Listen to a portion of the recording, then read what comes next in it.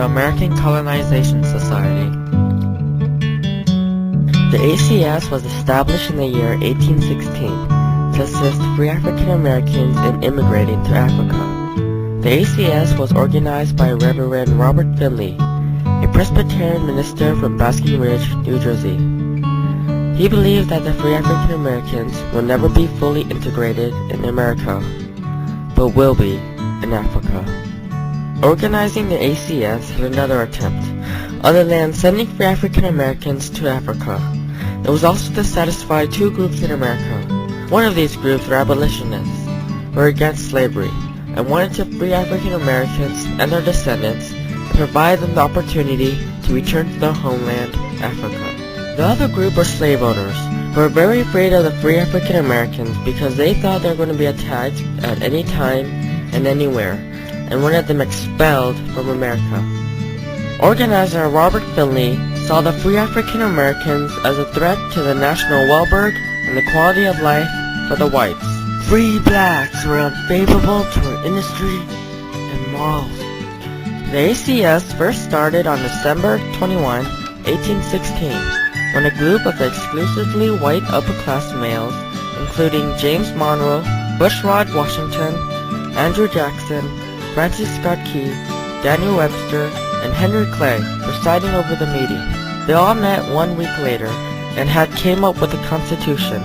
During the next 3 years, the society decided to raise money to send free African Americans to Africa by selling life membership at $30 each. It was a very popular gift for ministers who were against slavery at the time. The society's members relentlessly pressured Congress and the President for support in the ACS movement. In 1819, Congress gave the society $100,000 to underwrite a settlement in Africa and to buy a ship to send free African Americans to Africa.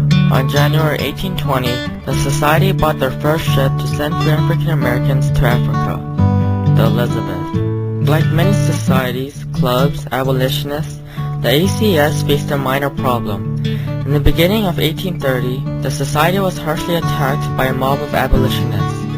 One of the groups of abolitionists tried to discredit the society, while the other thought the ACS was a slaveholder scheme.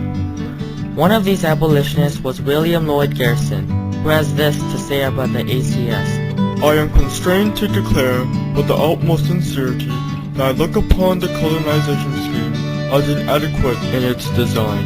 On January 1820, the Elizabeth sailed from New York and was headed to West Africa, with 3 white ACS agents and 88 free African American immigrants. They first arrived at Freetown, Sierra Leone in a few days.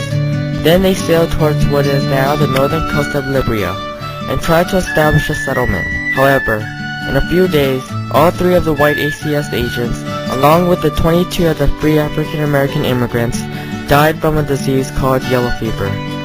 The rest of the African American immigrants who survived the treacherous yellow fever returned to Freetown, Sierra Leone, and waited for the ACS second ship. The ACS second ship to send free African Americans to Africa was called the Nautilus. The Nautilus sailed in the year 1821 and tried to establish a settlement in Mazareto Bay along with immigrants in the first voyage.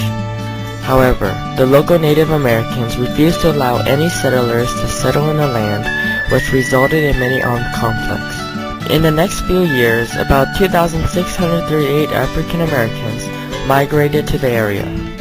The local Native Americans had also entered an agreement with the U.S. government to accept free slaves from the ACS ships. In the year 1842, Joseph Jenkins Roberts became the first non-white governor of the colony now called Liberia.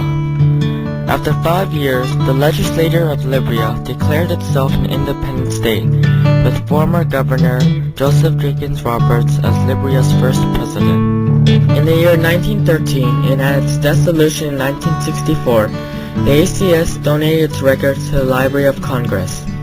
It contained a wealth of information about the foundation of the society, its roles of establishing Liberia, efforts to manage and defend the colony, fundraising, recruitment of immigrants, and the way the African American immigrants built and led the new nation.